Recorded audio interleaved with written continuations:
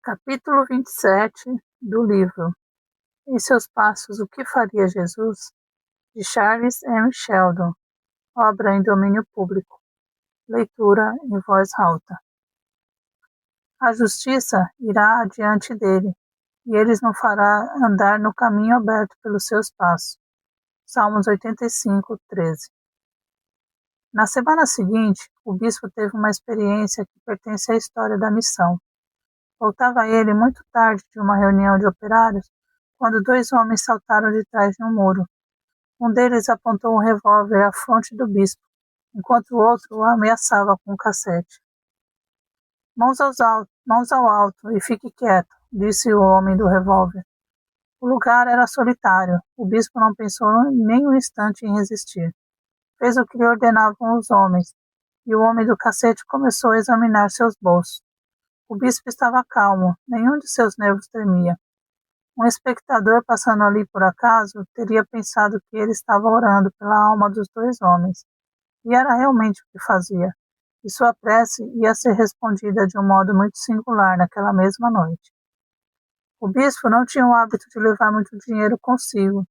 Assim, o homem do cacete proferiu uma blasfêmia, vendo a quantia insignificante que achara. Tire-lhe o relógio, disse de um modo selvagem o outro, sempre com o revólver apontado. O homem do cacete dispunha-se a tirar a corrente do relógio, quando um barulho de passos o interrompeu. Vamos para trás do muro. Ainda não acabamos, e fique quieto, senão já sabe. O revólver aproximou-se mais da fronte do bispo, e um braço o puxou pela abertura praticada no muro. Ali ficaram na sombra até extinguir-se o ruído. Tirou o relógio? Não, a corrente está presa, não sei onde. Arrebente-a. Não, não a quebre, exclamou o bispo, que até esse momento guardara silêncio. Ela é presente de um amigo muito querido, e eu ficaria muito triste vendo-a estragada. Ao som daquela voz, o homem do revólver estremeceu, como se tivesse sido ferido pela própria arma. Com um movimento rápido, virou a face do bispo para a luz, e aproximou-se mais dele. Então, com espanto de seu companheiro, exclamou com voz rude. Deixe o relógio. Temos o dinheiro, basta. Basta? É apenas $0,5. Você se esquece de que, antes que o homem do cacete pudesse acabar a frase, o cano do revólver já estava apontado para ele. Deixe o relógio e devolva o dinheiro também. É o bispo, sabe? Que importa? O presidente dos Estados Unidos não seria presa boa demais para nós. Ou põe o dinheiro em seu lugar, ou em 5 segundos meto-lhe uma bala na cabeça, que lhe dará mais juízo do que tem, disse o outro. O companheiro hesitou, depois apressadamente colocou o dinheiro no bolso do bispo. Pode abaixar os braços, disse o do revólver, vigiando sempre o companheiro. O bispo abaixou vagarosamente os braços e olhou ardentemente para os homens. Na luz difusa, era quase impossível reconhecer as feições. Estava livre, mas ali permanecia sem fazer nenhum movimento. Aquele que parecia o chefe disse, pode ir, senhor bispo, por nossa causa não é necessário ficar mais aqui. Depois sentou-se em uma pedra, enquanto o outro negligentemente escavava a terra com o cacete. É justamente por vocês que me demoro, respondeu o bispo, sentando-se numa parte saliente do muro. Parece que o senhor gosta da nossa companhia. Muita gente, às vezes, é com dificuldade que fica junto de nós, disse o homem que estava de pé com um riso de mofa. Cale-se, exclamou o outro. O que é certo é que nós estamos no caminho do inferno e temos necessidade de melhor companhia do que a nossa e do diabo.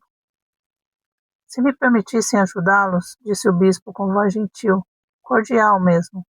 O homem sentado na pedra olhava para o bispo através da meia-luz. Depois de um momento de silêncio, decidiu-se afinal a falar. Porventura o senhor se lembra de já ter me visto? Não, disse o bispo. Está escuro e não pude distinguir suas feições. O homem tirou o chapéu, levantou-se e dirigiu-se para o bispo. Inclinou-se para diante. Agora me conhece? Tinha os cabelos negros, no meio dos quais destacava-se, bem no alto da cabeça, um punhado inteiramente branco. O bispo fez um movimento de surpresa. Uma lembrança de 15 anos acordava nele. O homem veio em auxílio de sua memória. Não se lembra do dia em que, ali pelo ano de 1881 ou 1882, um senhor foi à sua casa e lhe contou que sua mulher e filho tinham morrido queimados no incêndio de um cortiço em Nova York? Sim, começo a recordar-me, murmurou o bispo. O outro indivíduo parecia tomar interesse no que se passava e escutava com atenção.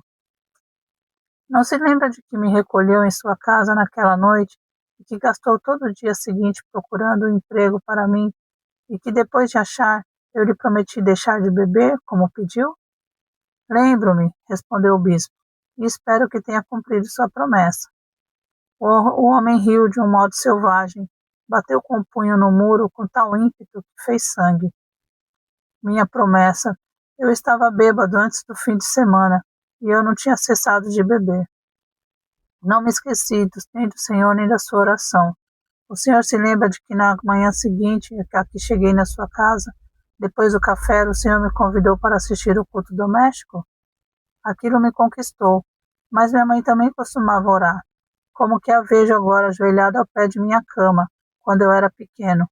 Uma noite meu pai veio e a cobriu de pontapés, enquanto ela estava ajoelhada ao meu lado. Mas eu nunca esqueci a oração que o senhor fez naquela manhã.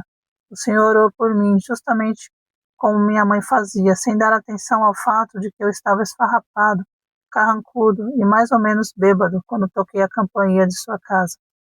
Meu Deus, que vida tenho levado! Os botequins têm sido minha casa e meu lar e tornaram este mundo um verdadeiro inferno para mim. Mas aquela oração permaneceu na minha mente todo esse tempo. Eu quebrei em mais de 1000 pedaços dentro de 2 domingos. A minha promessa de não beber, perdi o emprego que o Senhor me arranjou e 2 dias depois estava na cadeia. Mas nunca esqueci o Senhor nem a sua oração. Não sei que benefício ela me fez, mas não pude esquecê-la. Não lhe desejo fazer nenhum mal, nem permitirei que alguém o faça. Eis porque o Senhor está livre e pode ir em paz. O bispo não se moveu. Ao longe, em alguma igreja, soou 1 hora. O bispo pôs o chapéu na cabeça, o homem pôs o chapéu na cabeça e se assentou de novo. O bispo refletia profundamente. Há quanto tempo está sem trabalho? Perguntou ele. Foi o homem que estava em pé que respondeu. Há mais de 6 meses que nada fazemos. Não falo desse trabalho de assaltar os outros na rua, que é muito aborrecido, especialmente numa noite como esta, quando nada arranjamos. Se eu arranjar trabalho para ambos, vocês renunciarão a esta vida para começar tudo de novo? Para quê? Disse mal-humoradamente o que estava sentado na pedra. Já experimentei reformar-me umas 100 vezes e cada vez caio mais fundo. O diabo já começou a destruir-me. É muito tarde. Não! Exclamou o bispo. E nunca diante dos mais arrebatados auditórios sentiu ele tão ardentemente o desejo de salvar almas. Durante todo aquele tempo estava orando. Ó Senhor, Jesus, dá-me essas 2 almas para ti. Estou ansioso para a salvação delas. Dá-me estas almas, Senhor. Não, repetiu o bispo. Que deseja Deus de vocês? Ele deseja salvá-los, pois ambos são de um valor infinito aos seus olhos. A maravilhosa memória do bispo veio, nesse instante, em seu auxílio, permitindo-lhe dirigir um apelo àquele homem como ninguém mais poderia fazer. Lembrara-se do seu nome, apesar da distância no tempo que o separava. Burns, exclamou ele com um tom de súplica irresistível, se você e o seu companheiro quiserem ir para casa comigo esta noite, procurar-lhe-eis emprego. Quero crer e confiar em vocês. Vocês ainda são jovens, por que iria Deus perdê-los? É uma grande coisa ganhar o amor de um grande pai, e é coisa pequena que eu possa amá-los. Mas se vocês precisam sentir de novo que há amor no mundo, devem confiar em mim quando lhe digo que lhes quero bem, e que em nome daquele que foi crucificado por nossos pecados, não posso suportar a ideia de vê-los desprezando a glória da vida humana. Venham, sejam homens, façam ainda um esforço com o auxílio de Deus. Ninguém mais, além de Deus, de vocês e de mim, precisa saber do que se passou aqui esta noite. Deus lhe dará perdão no momento em que vocês o pedirem. Vocês verão como isso é verdade. Venham, lutaremos juntos. Vale a pena o combate. É a vida eterna. Cristo veio para salvar os pecadores. Eu farei o que me for possível por vocês. Ó Deus, dá-me as almas desses 2 homens. O apelo do bispo transformara-se numa oração a Deus. Havia apenas um instante que ele orava e já Burns escondia a face nas mãos, soluçando. Que era feito das orações de sua mãe agora? Ela se unia ao poder da oração do bispo. O companheiro de Burns, mais duro, não estava preparado por um conhecimento anterior do bispo. Encostava-se ao muro com um ar indiferente. Mas pouco a pouco, à medida que a oração continuava, emocionava-se também. A força do Espírito Santo que influenciava aqueles homens duros, brutais e grosseiros, só a eternidade poderá revelar. Mas a mesma presença sobrenatural que feriu Paulo na estrada de Damasco e caiu sobre a igreja de Henrique Maxwell na manhã em que ele convidou voluntários para seguirem nos passos de Jesus, e que também havia caído irresistivelmente sobre a igreja de Nazaré Avenue, agora se manifestava naquele canto da grande cidade e sobre a natureza daqueles 2 homens maus e aparentemente perdidos para todos os apelos da consciência, da memória de Deus. A oração do bispo parecia ter quebrado a crosta que havia muitos anos os separavam da comunhão divina. Eles mesmos estavam confusos. O bispo terminou e, a princípio, ele próprio não compreendeu o que tinha acontecido. Nem eles o sabiam. Burns continuava com a face entre as mãos, e o homem do cacete olhava o bispo com uma expressão em que as recentes emoções de terror, arrependimento e espanto, juntamente com um lampejo de alegria, lutavam para se exprimir. O bispo se levantou. Venham, irmãos, Deus é bom. Ficarão hoje na missão e eu lhes arranjarei emprego. Eles os seguiram em silêncio. Chegaram à missão depois das 2 horas. O bispo conduziu-os a um quarto. Na porta, ele parou um momento. A sua alta e impressionante figura salientava-se entre os umbrais, e o seu rosto pálido, marcado por aquela recente experiência, estava iluminado pela divina glória. Deus os abençoe, meus irmãos. E com esta bênção os deixou.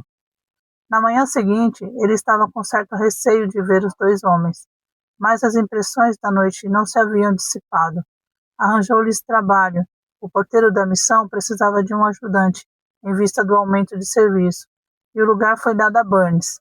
Seu companheiro entrou como cocheiro para a casa de um negociante dos arredores, e o Espírito Santo, lutando no íntimo desses 2 pecadores obscurecidos, prosseguiu neles sua maravilhosa obra de regeneração.